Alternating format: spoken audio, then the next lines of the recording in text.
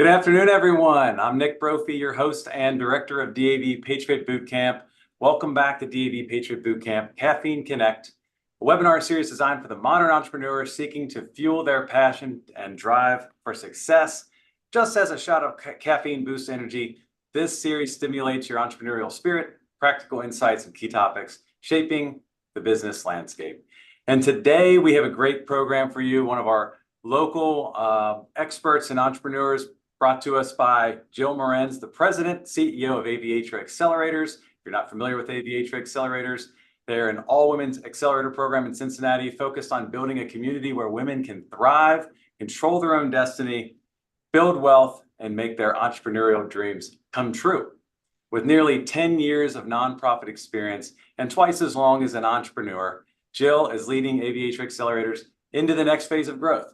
Jill's created 2 businesses in her career and leverages those insights as the president CEO of Aviatra as she works with female entrepreneurs on setting them up for business success. Jill has also been an excellent and committed mentor in our DAV Patriot Boot Camp. And so for that, we're very grateful for her continued support of our veteran and spouse entrepreneurs. As such, Jill has created this unique segment called Side Hustle Without the Hustle, where she'll show you how to fit a side business into your busy life and get started in just 7 days. And she does this by talking about getting scrappy and focusing on what's necessary and, most importantly, ignoring what's not. So, Jill, at this time, the floor is yours. We're here to learn how to start a side hustle without a hustle. Perfect. Thank you so much, Nick. I'm really pleased to be here. Thank you to everybody who's watching us. So I am going to share my screen for my slides.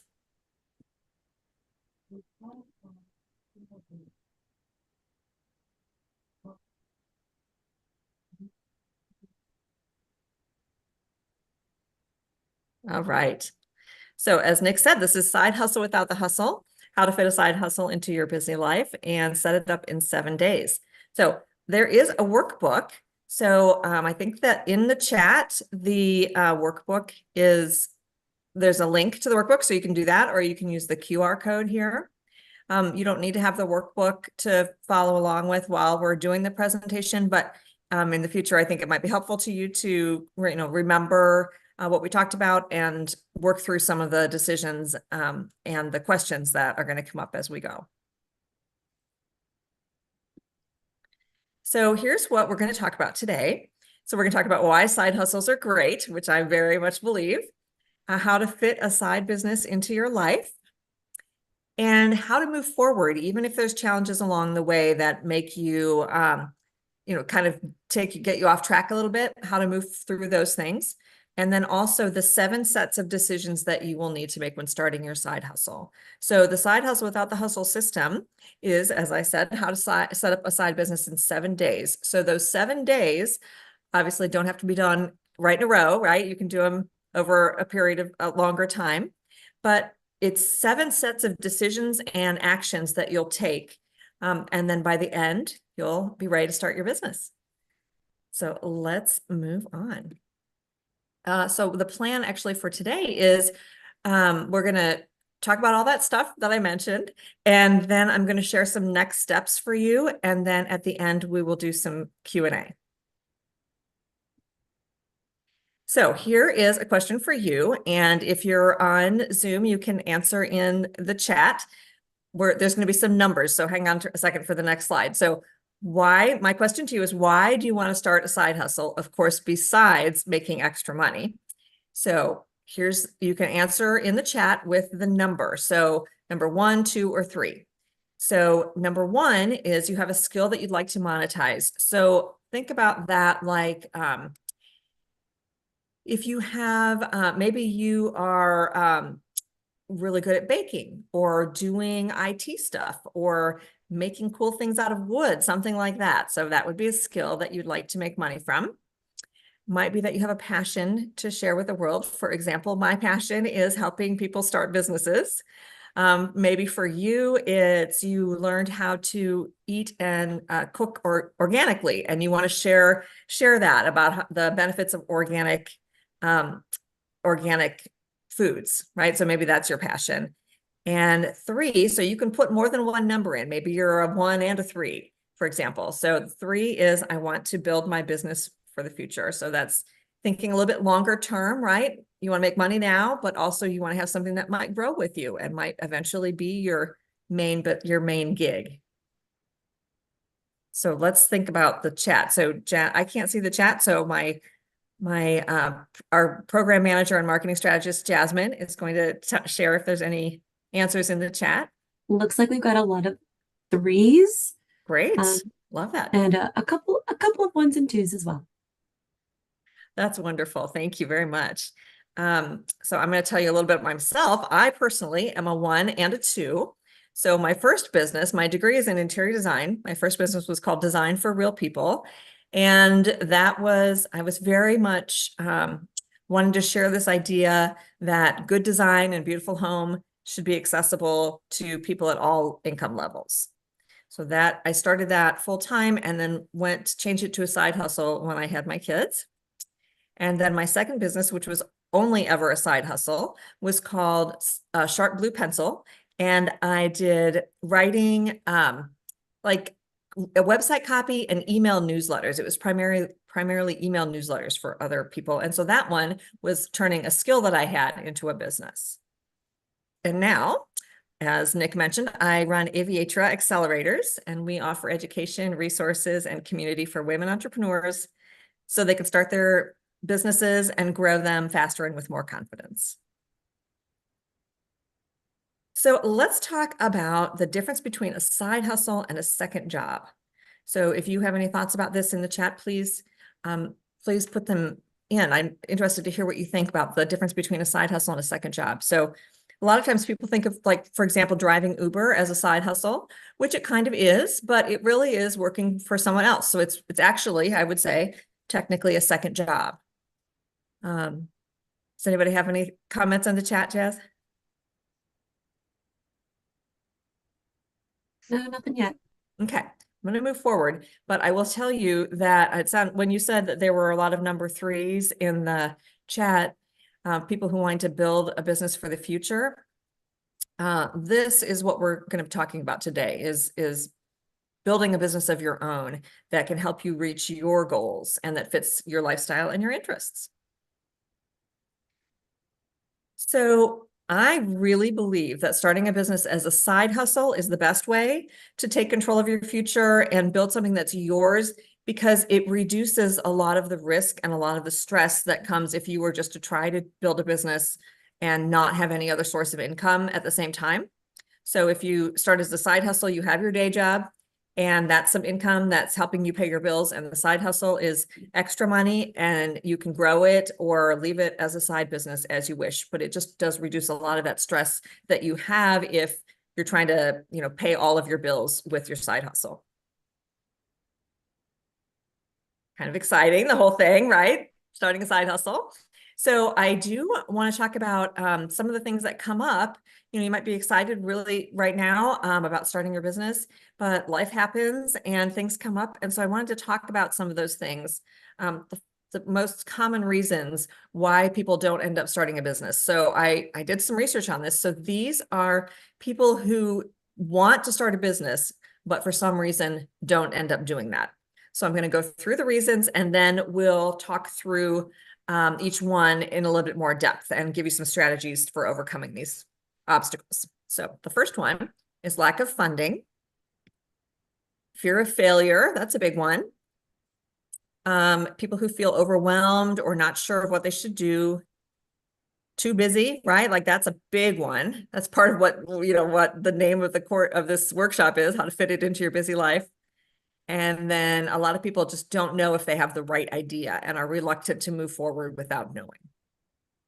So let's talk about each of these things. So the funding piece. So most people start a side hustle in pretty frugal way. So they're trying to be really scrappy and try to do it kind of on a shoestring. And that is definitely what I recommend, because you don't want to have a whole lot of, again, pressure on your side hustle to make back, a lot of money that you put into it on the front end.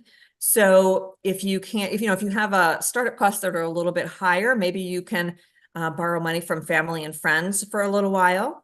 But I think really the goal with your side hustle is to get it starting to generate income for you pretty quickly. And then you can use that money to help, put more money into the business and help it grow. So fear of failure. Of course, I'm going to give you a roadmap to start the business so you can feel more confident. But there's also some other strategies to help with the fear of failure. So one of them, and there's this page for this in the workbook, is think about what are some of the difficult things that you've already done in your life that you've gotten through, and write them down. And I recommend reading that list, when you're feeling overwhelmed or unsure of how you're going to proceed. I recommend just reading that list and thinking, you know what, I have done hard things and I can do hard things again. Another part of fear is imposter syndrome. So, why am I doing this? Why me? How dare I have the audacity to think I can do this, right? So some of the ways to deal with that. First one, ask yourself, why not me? If some other people can do it, why shouldn't I be able to do it, right? That's a big one, I think. Another piece of that is something to remember is, even though you may be new at owning a business, the thing that you're doing for your business, you're probably pretty experienced at. So let's say, you're a photographer and you're new to owning a photography business, but you've been taking beautiful pictures for years. So that part of it is you can feel really confident about. And then the other piece of it is just being really honest. This is what has worked for me personally. I'm very honest about, being new at something. And it's very freeing. It really is. If you just say, hey, I've been a photographer for years, but this is my first paid gig and I'm really excited. Just be honest about it. And you'll be really pleased how many people will want to support you when you're new, starting out. So another obstacle that stops people from moving forward is being unsure of what to do. So again, this side hustle without the hustle system gives you some specific activities to do, specific steps that should carry you through. So each day, you just make the decisions that you need to make and do the activities that you need to do. And then by the end, you'll be ready to go. So too busy. This one feels through for all of us, I know. So let's talk about this. I love this theory about time that was shared by the Entrepreneur's Magazine editor-in-chief. So he thinks of time as a balloon. So he says you don't expand a balloon and then put air into it. You put air into it and the balloon expands, right? So if you look at your calendar or your life in that same way, it's very hard to clear out a couple hours a day. But if you add something that's really important to you into your day, your calendar kind of expands around it. Like, not everything is going to stay, right? Some things are going to drop off. Like maybe you're not going to be able to spend quite as much time, binging Netflix in the evenings or something. You might have to wake up earlier. Some of the things will drop off that are lower priority, but basically just start. And your calendar, your schedule, your life will kind of expand around it. And then that last objection is about not having a good idea. So let's talk about what I call the 3 E's of how to find a good idea. So 3E process. So 3 E's for finding a good idea. The first one is experiences. So think about what you have done in your life that was enjoyable or challenging. So maybe you have run a marathon and trained yourself to do that, right? Maybe you planned your own wedding. I heard somebody had a business who they loved to go to theme parks and ride all the roller coasters. So they had created a business around recommending, rating and recommending all the different roller coasters. So after you've kind of made that list of some of your experiences, then think about, could you teach it? Could you talk about it? Or could you do it for someone else? So the first E is experiences. The second E is expertise. So for example, are you really good at graphic design? Or do you love making cupcakes? Or maybe you're expert at growing the perfect tomato. So could you teach about how to grow the perfect tomato? Could you talk about it? Like talk about the benefits of having a tomato that is grown organically to the perfect ripeness. You know, what are the nutritional benefits of that? Or could you grow tomatoes for someone else? So either come to their garden and grow the tomatoes for them, or grow them in your garden and then sell them at a farmer's market. And then the third E is enthusiasm. So I always ask people, okay, what interests or hobbies do you have that you could just talk about all day long? Because that would be a really good idea for a business. You're obviously an expert. You have a lot of enthusiasm and passion about it. So, you know, maybe you, as I said with the photography example, maybe you take beautiful photographs. Maybe you're learning to paint portraits, or maybe your passion is dogs and you know a lot about different dogs. So again, could you teach it? Could you talk about it, or could you do it for someone else? So now that you have an idea for your side hustle, or at least you know how to get an idea, now let's talk about the side hustle without the hustle system, sort of the concept here. So some people have the opposite problem of not having an idea. They have too many ideas. So people with an entrepreneurial mindset see opportunities everywhere. So they see lots of ways that different problems in life could be solved, and they think of different ways that they could start a business around that. And that is an amazing skill to have, amazing talent. But the idea is that they have so many ideas, it's hard for them to figure out which one they should focus on. So what I recommend is just start one, right? And you're not necessarily going to start a business, but you're going to start thinking through whether an idea will be a good business for you. And all the other ideas for now, take a notebook and write them all down, because you don't want to lose them. You can come back to them later. And then once you settle on an idea for your business, you're probably going to have a whole bunch more ideas about that specific thing. So similar process, take a notebook and write them all down. But the idea of the side hustle without the hustle is focus. So you're going to take one idea and work on that. And then if it doesn't work, fine, no problem. Take another idea, right? So initially you're going to think it through, but once you settled on one, this is going to be your business, then you really have to focus. So the idea of side hustle without the hustle is, you know, you don't have a ton of time. This is not a 40-hour-a-week thing. This is something that you're trying to fit in around your other things in your life. So you have to focus, otherwise you won't get anywhere. All right. Second piece of side hustle without the hustle is asking yourself, what would this idea look like if it were simple? So let's say you're a jewelry designer. So you have this beautiful jewelry and you dream of having a jewelry store that is so fabulous, and you have classes in there, and you have fashion show, and you have all kinds of magazine shoots there. And this is your big dream. It's going to take a little while to get there, right? It's expensive to rent a store and build up enough inventory to have it, and on and on. So that's your big dream. But what would it look like if it were simple now? So perhaps you could sell your jewelry on Etsy. Maybe you could have a booth at a craft fair. The easiest thing might simply be to make some jewelry, find a local shop that likes to showcase artists from the region, and offer them a few pieces for them to carry. And they're paying the rent, and they're paying the electrical, and they're paying the advertising. And all you have to do is make your jewelry and sell it there.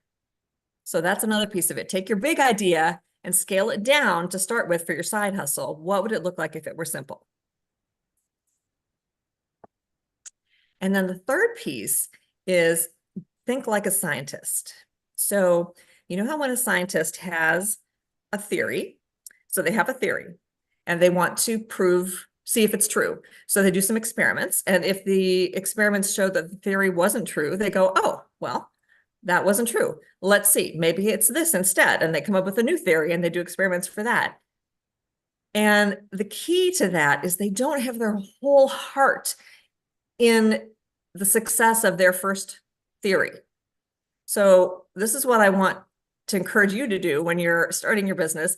Don't have your whole heart in one way that this thing could work out, right? Like you could say, the only way I'm going to be happy is if I have a jewelry store, brick and mortar, where I have magazine shoots. If that's the only way you're going to be happy, that's unfortunate, because it's a lot of work to get there. So think okay, so let's say you make these jackets and you make blue jackets and green jackets, and you're like, oh, for sure, obviously the blue jackets are going to be the ones that are going to sell. And it turns out it's the green jackets.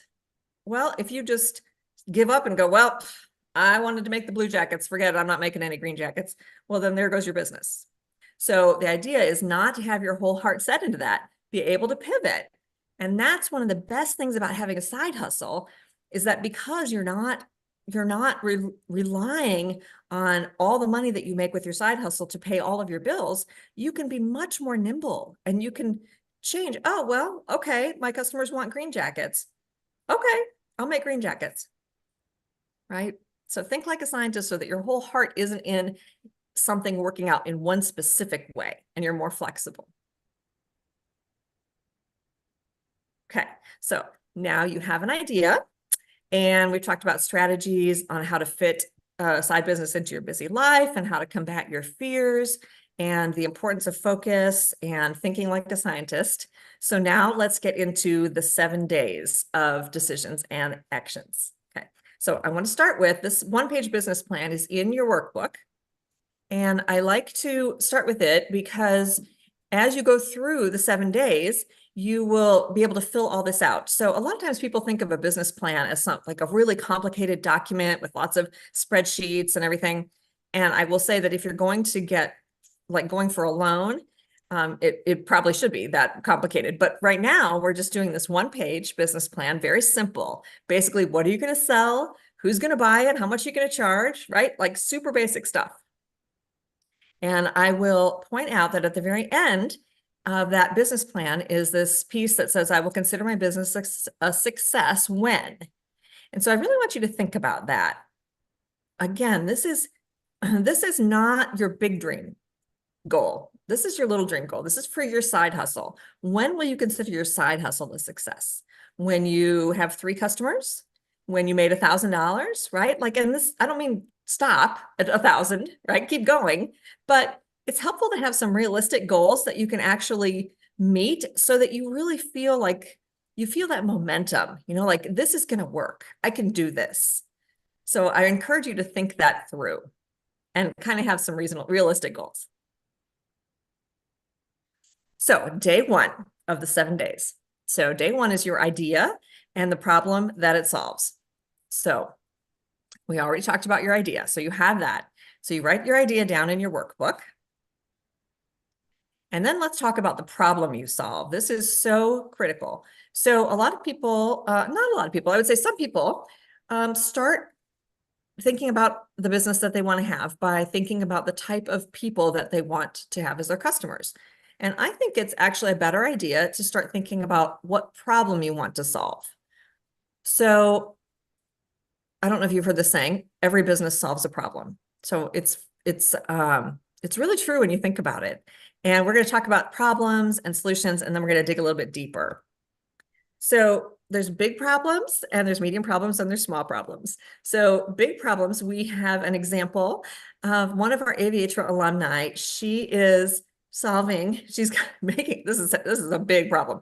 She's invented this big machine. It's called an electrolyzer, and it takes greenhouse gases out of the air, does its little thing in the middle inside the machine, and then on the other side, it takes the greenhouse gases and changes them into pure oxygen and then a compound that you can use to make sustainable plastic.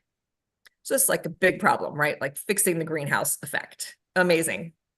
So then we have people who are solving medium problems. So we have another alum of ours she has a baby food business, a healthy, fresh baby food business. And the problem that she's solving is helping parents who want to give their children healthy baby food without taking the time to actually make it. So she makes it and then sells it to them. So it's a medium problem, right? Having healthy food for your children. And, then there's small problems like maybe, what earrings are going to go with my dress. So every business solves a problem or fills a need. You can put it that way too. But I think it's fair to say every business solves a problem. It might not be a big problem. But here's the thing. So it really, really makes makes everything so much easier and leads to success when you really think deeply about the problem that you are solving. So let's think about dog food. Okay, so top level, what problem does dog food solve? Hungry dogs, right? Like you've got a hungry dog, here's some dog food. So if that's the only problem that it solved, why isn't there only one kind of dog food? I'm sure if you've ever walked down a dog food aisle, you will know that there are hundreds of different kinds of dog foods, and they all do different things. And the companies who make those dog foods, they know, well, we're going to focus on different types of problems that dogs have or dog parents have, right? So maybe your dog is overweight, or maybe your dog has some kind of skin condition. So you need a special dog food to address that. Or maybe you have an older dog and they need to, joint care that can come with as a benefit of the food that they eat. So what do you do with that information? Well, you make the product perfectly for that problem, to solve that problem. And then that's how you connect with your customers. So when you think really deeply about their problem, okay, let's think, you've probably seen a commercial like this before, dog food commercial. So there's this older dog, and then there's a little boy who the dog is his best friend and has been his best friend since the little boy was born. And the dog is kind of, got some mobility issues and it's finding it hard to walk around. And the little boy is just so sad and feels so bad for his dog. So then they feed the dog this food that helps it feel better. Now it's moving around like a puppy again, and the little boy is so happy. And by the end of the commercial, you're like crying because you just feel so good about that dog being in better health now, right? So the marketers were like, this is the real problem we solve. Not the older dog, not the hungry dog, not the joint thing. The real problem we solve is making sure that your family's best friend has the best life it can have. So you can see how powerful that is, instead of somebody just standing in there and going, hey, if you have a hungry dog, I've got some food, right? And that's what I want you to do for your product or service. You have to really think, what problem are you actually solving? And that's how people are going to flock to you, right? They're not going to be able to say no because you're solving exactly the problem that they have. Okay, so that was day one already. Now we've gotten pretty far on day one. So now day two, we're going to talk about your ideal customer. So this is your perfect customer. So you're going to dive pretty deep into this, especially when you go to the workbook.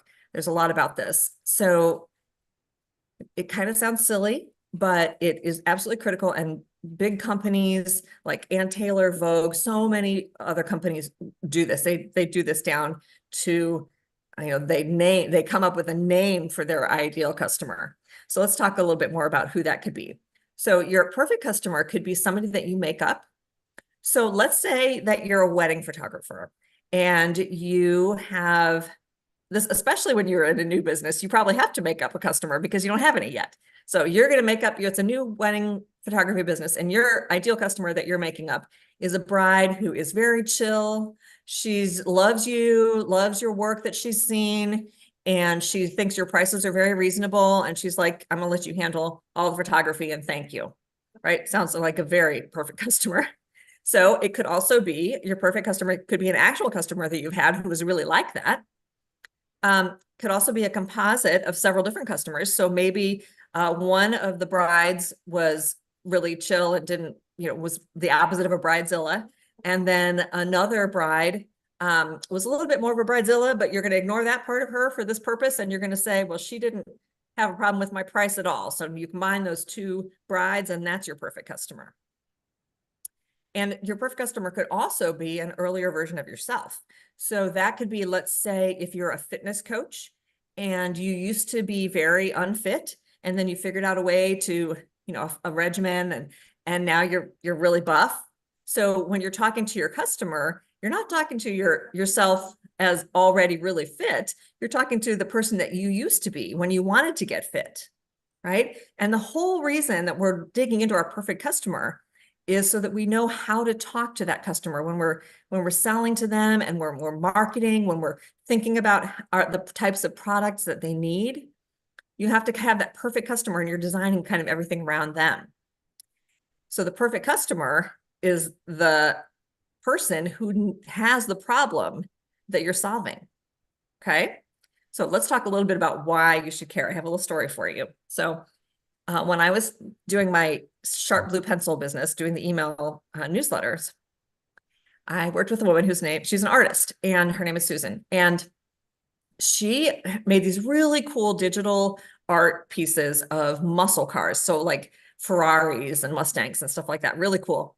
And they were really big. She would print them out on these great big pieces of metal, and she would take them to car shows, and she would have a booth at a car show. And all these car guys would walk by and go, "Oh my God, that's my dream car right there. I love that. I love that car." She's like, "Well, this is $400. Like, get it. You can put it on your wall." And they're like, "Cool, okay." And they'd walk right by and they wouldn't buy. And she was very, very frustrated and also really puzzled because the guys were saying they loved the art. Why were they not buying it? And we dug into it a little bit, and we really realized that, when a car guy has $400 extra, what is he going to spend it on? His car, right? So her actual customer, ideal customer, perfect customer, was the people who buy presents for the car guys, right? So the car guy has a friend who is not a car enthusiast, wants to buy a present for the car guy. What are they going to get? They don't know what kind of special wheel covers the car guy wants, right? But they do know that his favorite car is a blue Mustang, so they're going to buy a piece of art that has the blue Mustang. So here's the sad part of the story: is by the time we really figured all this out, Susan was so burned out that she just shut down the business, and she's doing something else now. So let's not have that happen to you. Okay, we're going to focus in early. Day 2, in fact, on who your perfect customer is. All right. Day 3, pricing. What will you charge? Well, that depends. So let's talk about it.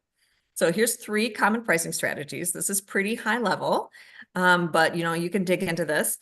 So the first strategy is cost plus. So let's say you're making candles, and your costs of a candle, you have to buy the glass jar and the wax and the fragrance and the wick and the label and the box. And so you add up how much you have to pay for all that. And let's say it's $10, and then you double that and you sell the candle for $20. So that's cost plus markup. Okay. Now let's look at competition-based pricing.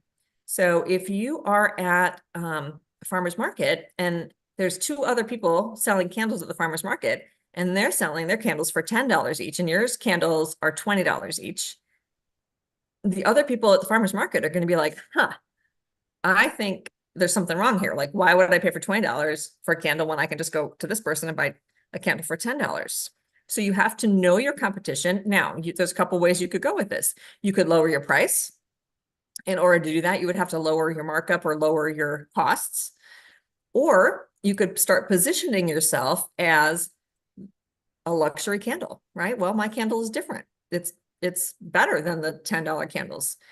And that's kind of where the value-based pricing comes in. So this is really less about how much it costs, although you have to know that, less about how much other people are charging, although again, you have to know what they're charging, your competition is charging. But the rest of it, the value-based comes in how you're going to position your product. So if you want to be that luxury candle, maybe you have one of those wood wicks instead of a cloth wick, and the wood kind of crackles like a little fire. And then you have this beautiful glass jar, and the scent is really it smells like the inside of a limousine or something like that, right? Like some really fancy candle. And this is how you're justifying its price. Like, people don't need to know that it costs you $10 to make the candle. You can sell it for $40. They don't care, because what they're buying is the value of it, this beautiful candle that sounds like a wood fire when it's burning. So that's something to think about too, how you want to price yourself, right? Where do you want to be on the continuum? And I will say that when you're starting your side hustle, you can start cheaper than your competition. because you aren't as experienced and you need customers and you need experience and you need to kind of learn as you go. So I think it's a good idea to start a little bit cheaper than the competition, but knowing what your ultimate goal is, you can make changes and just raise your prices as you go. All right, day 4, marketplace and social media platform. So marketplace is where will you sell? And you know that side hustle without the hustle thing, you know I'm going to tell you, pick one place. So you're not going to sell on your website and on Etsy and on Facebook Marketplace and in, the farmer's market. You don't have that much time. Okay. Side hustle without the hustle is focus, focus, focus. So you're going to pick one marketplace. Maybe you're going to sell your beautiful jewelry on Etsy. There it is. Now, it's not to say you can't add other things later, right? But we're going to start with one and learn, see if that works for you. If it doesn't work for you, you're going to switch to another marketplace. All right. And same thing with the social media platform. You're going to pick one. And here's the hard part potentially is don't pick the one necessarily that you feel most comfortable on. So if you're like a big Instagram user, but your customers are on LinkedIn, you're going to have to be on LinkedIn for them, for your business. So that's where it comes back to really understanding your perfect customer. Where are they? Where do they shop? Where do they hang out online? So that's how you make the decision of where to sell and where to advertise on social media. And I don't mean paid advertising necessarily, but where to market on social media. Okay, so day 5, we're going back to the business plan. So what will I sell? You know that already. Who will buy it? You know that. That's your perfect customer. Why will they buy it? That's the problem that you're solving, right? They will buy your dog food because they have an older dog that they love and they want him to feel healthy, right? The second part, what will I charge and how will customers pay me? So that piece is like if you're selling through Etsy, they're going to pay you through Etsy. If you're selling, I know a woman here locally who has a little cottage baking goods business. She posts things on Instagram. People message her and if they want something and then they Venmo her the money. So, very, very scrappy, right? Very scrappy. And then the marketing and marketplace, where will you sell and how will they find you? How will they find you is the marketing piece. And then of course, defining success. So by day 5, you should be able to fill out that one-page business plan. And now we're going to move on to marketing. So day 6 is talking about your business. Very important to be able to talk fluently and enthusiastically about what you do. So there's some room in your workbook for a brain dump. So you're going to write down some success stories, people that you've helped do something. Again, like let's say you're that nutrition coach and you helped your sister get healthy and fit. Great. You're going to include her, right? You're going to tell her story. The benefits and features of your product or your service. So remember the benefits are the thing. So like the really good camera on the iPhone. That's the feature. The feature is the thing, like the really good camera on the iPhone. And the benefit is what that camera does for you. So it lets you take amazing pictures without having to get an expensive camera. Then humble brags. So those are like, well, my sister did the work, but with my guidance, she got to her goal of, losing 20 pounds, right? So that's a humble brag. You were involved. The other person did the work, but you were involved, right? And then the other one is your story. Tell your story. How did you come to this? That's a great way. People love to hear the background stories of how people got into their business. All right, day 7, y'all. That's the last day. Time to sell. There is a template. So for the announcements piece. So, you're going to want to kind of make a little bit of a splash when you're ready to go here. So the announcements in the workbook, there's a template for an email that I want you to send.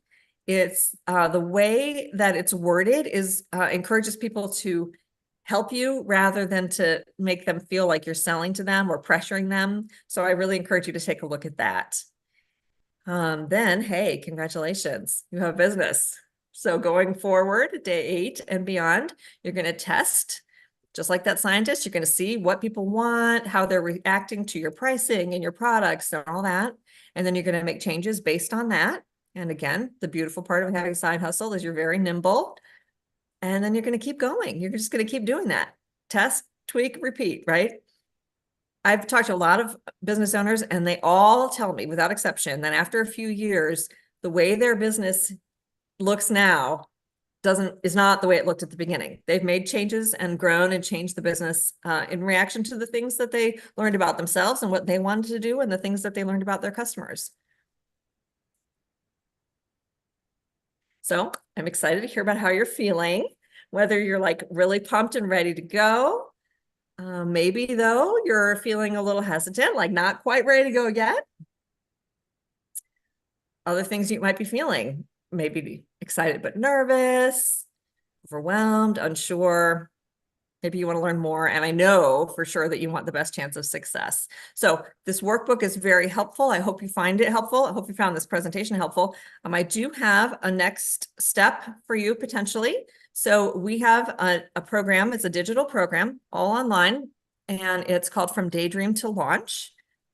And it gives you more support as you start your business. We're going to dig in deeper into all these things that we talked about today. And this is what we're saying about From Daydream to Launch. It's the proven roadmap to explore your idea and officially start your business. And it offers you the steps, tools, and support and confidence to become the CEO of your own business. So this is a QR code if you're interested in learning more. Enrollment opens on January 18th and ends on the 28th. So again, that's the QR code to take you. There's a lot of information about what's inside the course and what's included, and it's a lot, great value. So I hope you explore it. And that's the same QR code there for Daydream to Launch, but I'd love to open it up if there's anybody who has any questions, wants to share their business idea.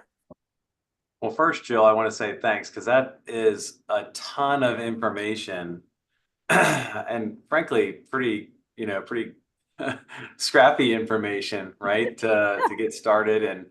And of course, if I had been on the microphone, you would hear me laughing about every little thing. I think that picture of you in the beginning in your first business with the lamp in your hand, I think I own that lamp and that pillow and probably that book too. So anyway, it's great information. And yeah, we're happy. I know Michael had alluded to there being a lot of questions via social media. So let me check the chat. Great. To see if there's anything that's out there. I don't see anything that's posted yet. Okay. I love hearing about people's ideas too, if they want to talk about them. Absolutely. Yeah. We have a few people inside the Zoom. And if you're in the Zoom and you have a question you want to ask, because if you don't, I'm going to ask questions. I always have questions prepared. But if you want to, you can jump on or you can message me in the chat and I will read it for you. No problem there. Just reading the chat. Okay. So I'll tell you what, while we're waiting on something from someone, I will ask some questions. I have a whole list of them. Okay. And a lot of times, Jill, when I ask the questions, it's going to really be about you because you have experience as an entrepreneur too.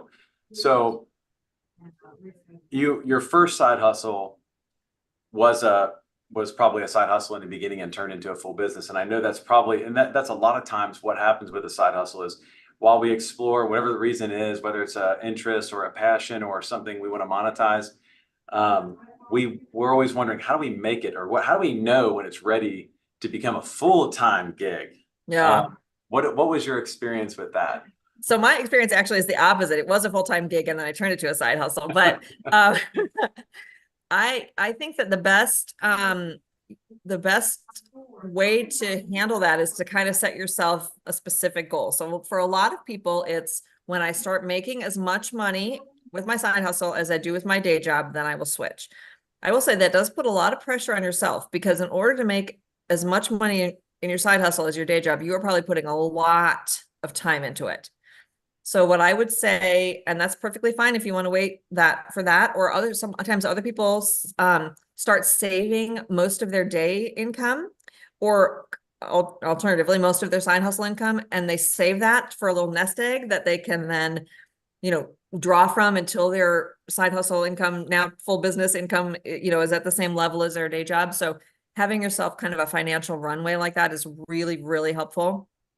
But I think basically what the indicator really that I would look for is, are you seeing traction? Are you seeing people really interested in what you do and expressing that interest with their pocketbook, right? Like, are they actually buying your stuff? And are you making a profit? So it's not just making a profit. Are you making enough to pay yourself and still have some money for, to put into your business? So, if you Good. sell that candle that costs you $10 to make and you sell it for 15, that's not, that's great. Like, that might be all you want, right? It's the easiest sale in the world, is this fabulous candle for $15. People are like, heck yeah, I'm going to buy that. But if you're really checking to see if it's going to be a full-time business, you might need to raise that price, because I don't know that you can really live on $5 a candle. You might be able to, but that's a heck of a lot of candles. So you might want to raise that price and see, okay, do I still have a lot of customer interest if I raise it up to 20? What else can I add into the mix? So that might be where you start planning of taking some of your other ideas for products or services and seeing what you think you would be able to make for that. Because once you start, expanding into a full-time business, you can add all kinds of other products and services. Probably better to add them one at a time, but to supplement the income. Like, you don't have to have it all on this one candle, right? But I think it's just this idea of how has your idea been received? Are people interested and willing to pay? Yeah. Okay, good. I see some questions rolling in now, so I think Okay. we'll drop over here. So Sam Blair from LinkedIn asks, what's the best way to open a coffee shop? And I know that's a very broad answer, but you probably do see a lot of entrepreneurs in your space that are in that brick and mortar space. And there's probably something to be said about that. How does somebody, what kind of things go into something like that? Well, the best way to do it is to take somebody else who started the coffee shop and doesn't want to do it anymore and buy their business. That is the best way, because they have all the equipment. They have people are used to coming to that location for coffee. That's one of the things. I think coffee shops, can even be just a couple of blocks apart, and they'll attract their own vibe and their own clientele. But if people, there are some bad locations for coffee shops, they're just that where people aren't walking, or there's not a good way to pull in as they're going to work. So that's definitely the best way, is to buy something that already exists, that the owner is just kind of ready to move on. Aside from that, financing is challenging for that kind of a business, because it's, relatively high setup cost. You have to buy all the equipment, the fancy coffee machines and all of that. You're going to have employees, because you can't be there the entire time as the owner. All the health department rules and everything. So I think, I don't know, what would it look like if it were simple? Might be a coffee cart, that you can take around, take to a festival or something like that. I don't know. It's not a perfect, what would it look like if it were simple way to do a coffee shop? I would absolutely 100% work at a coffee shop before you decide to open one. So just work there. Maybe that's your side hustle for a little while. Even though it's working for somebody else, you want to experience what it is like, whether you like it, all of it, all the things that go with it, right? You'll be sweeping the floor, and you'll be, making change, and you'll be making coffee, right? So all of it. And as the owner, that's what you're going to have to do. So I definitely think that's a really, really important early step. Yeah, I agree. I mean, I helped many businesses in my one-on-one consulting time period, help a lot of people open coffee shops, and it's a capital intensive business. So you have to understand the capital requirement in there.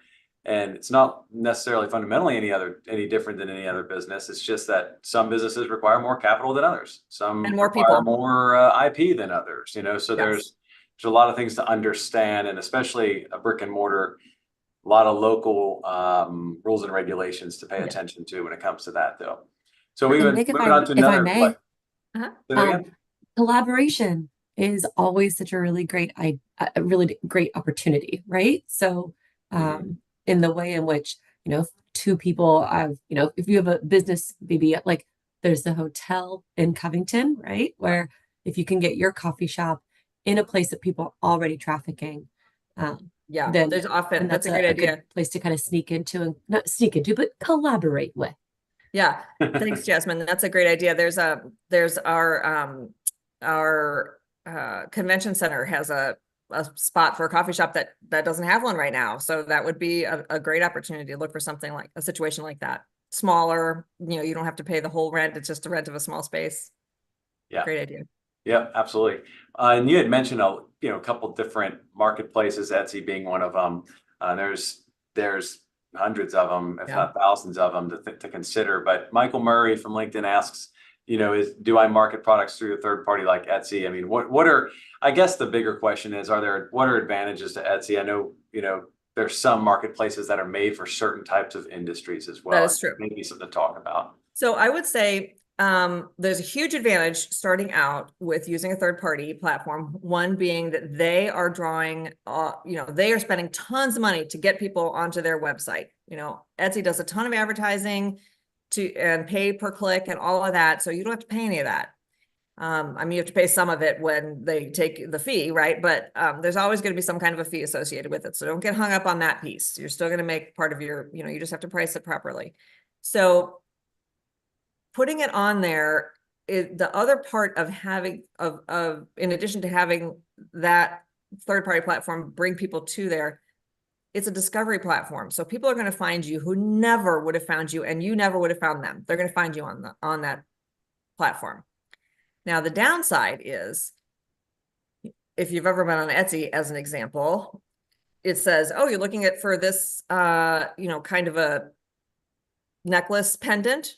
Well, here's 3 others that you might like, and they're from other sellers. So you're like, well, for gosh sake, like Etsy itself is just stealing my customers right there. So the strategy in that case is to have, and I will say it's not a side hustle without the hustle thing, because you have to have a second platform, a second marketplace. But if you want to do that, you can build too. So start at Etsy and then build. So while you're on Etsy, all the marketing that you do is sending people to your Etsy store, for example. What you would build to is having your own website where you also sell. So like a Shopify site or something like that. Keep your stuff on Etsy because of the discovery aspect of it. But all of your social media and your marketing goes to your website. So people who you never met are going to find you on Etsy and buy from you there. But all of your efforts are not bringing people to Etsy. They're bringing people to your own site. So that's a little farther down the road. I think it's safe to start just testing things out, right? Like, again, like, do people want the green jacket or the blue jacket? Put them both on Etsy and see. Yeah, good. Yeah, and there's a lot of resources out there. In fact, one of the questions, Chris Clark from Facebook says, I see you use the MailChimp for the workbook. Yep. I saw that as well. Yep. We talked about Etsy. We've talked about Shopify. What are some other programs or some software or any resource that could be helpful to streamline processes or sales and again, I think a lot of that is industry.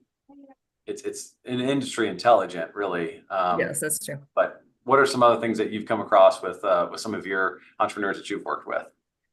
So for websites, Shopify is not a super customizable platform, but it is really, really good for e-commerce. So if you are focused on e-commerce, start with Shopify. However, the website that I really like to use, the website platform, is Wix. So our website was built on Wix. I've built, I think, maybe 15 or 16 websites on Wix. I find it extremely easy. Squarespace is similar, but I'm not familiar with it. I mean, I just don't have the experience, but it is similar. So they're all drag and drop, very, very easy. They have beautiful themes. There's even like Wix has probably Squarespace does too, has a thing where you can kind of type in a little bit about your business and then it'll write all this copy with AI, putting me out of business if I still had my side hustle. And, so Wix is great. MailChimp is really great. Wix does have an email, component to it that with their basic monthly plan, which I think is $27 a month, you can send up to 5 emails a month. So not like, Dear Nick, right? But like 5 emails to all the people that are registered to your, that have said like, I want to hear from you. So you could send out 1 a week and an extra one if you want to. I like MailChimp just because I'm very familiar with it, but Wix is very serviceable as well. So I think those are great ways to get started. Facebook Marketplace is another great, easy, local, obviously, marketplace. People trust it, more than some other things. Like eBay is another potential one, but obviously it's not local, but there's some scammy stuff on eBay. So probably everywhere, right?